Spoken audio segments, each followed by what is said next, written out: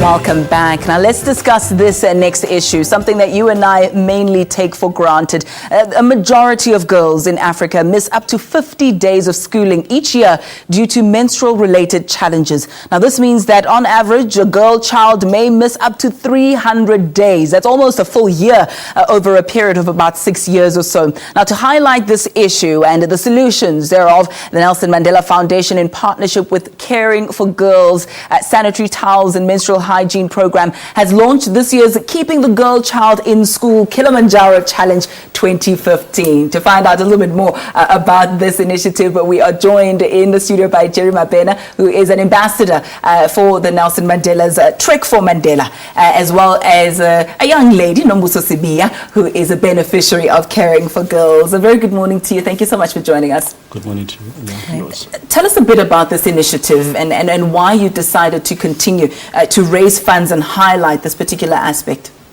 The initiative is driven by the Nelson Mandela Foundation.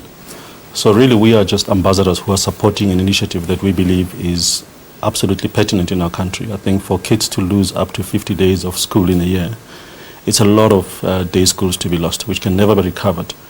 So as a corporate, I think from our side, we just thought that it's a good initiative to support, and it's one that we'd like to align ourselves with, particularly because we work very closely on a number of initiatives with the foundation. It's still quite a shocker that in 2015 we can have the young girls miss school over something that we think, you know, is very, by and large, carefree. You have your cycle, you carry on with life as per normal. But this can be a huge issue for young girls, perhaps in rural areas and far-flung areas, and it's still a problem today. It is indeed. I think you saw in the stats, I think they speak for themselves. But I think we can't just sit by and watch. I think that's what the critical issue is. And I think there's little things that all of us can do in small ways to be able to address that. I think this particular initiative begins to start doing that in a meaningful way. And one of the ways that you are contributing is you're trekking all the way up to Mount Kilimanjaro for that. We'll discuss that a little bit later, because that is a tall feat, if I say so myself. Let's speak to one of the beneficiaries now of the organization Caring for Girls, Nombuso Sibiya. Nombuso doing her second year in what is it, in IT? Yeah. Yes. Yeah. Tell us a bit about how you've benefited from this foundation. Well, I've benefited from the program Caring for Girls. When I was doing grade 11, I think that's when it started. Me, along with other girls, have been getting the sanitary towels. So yeah, they've really brought back the confidence. We do not have to go to bank schools anymore because of periods. So. Talk to us about some of those challenges that you just mentioned now, where you'd have to stay at home, where you'd be embarrassed, and you spoke about something that's quite important, confidence. That it restored your dignity is something very important. Speak to us about what life was like before this initiative.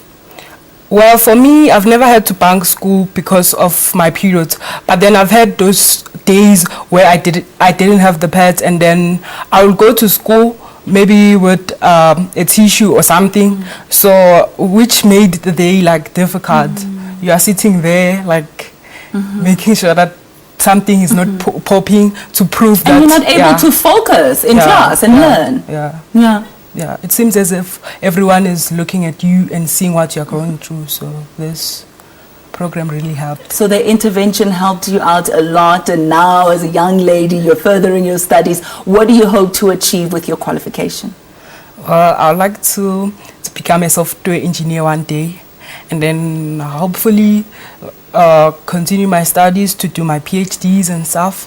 The industry lacks women, so I like to. I like the sound of that. The next Mark Zuckerberg and the next Bill Gates. And I hope you were listening to the conversation I had with the professor a little bit earlier, who was talking about the need of young black people to go all the way up to PhD level. So do us proud and do your family proud as well regarding to that. But let's now go back to that great trek up Mount Kilimanjaro. Talk to us about the logistics, the dates, the times, and how you're going to be raising more funds to do what you have done. Okay. The actual trek happens on the 13th to the 18th of July this year. And the plan really is for us to summit on the 18th, which is actually the birthday of our great hero, Nelson Mandela. So in terms of the logistics, I think we'll fly into Tanzania and they will enter the park through one of the entries within the Tanzanian area. Now, if you ask me how long it takes to get to the top, I don't know. Yeah, because I heard the word, we're hoping to arrive at emphasis on hoping. There's no guarantee. I'm speaking for me here. I'm speaking for me here. And in terms of how viewers and fellow South Africans can participate, there will be an SMS line where they can contribute 30 rands, I think, on a fundraising basis.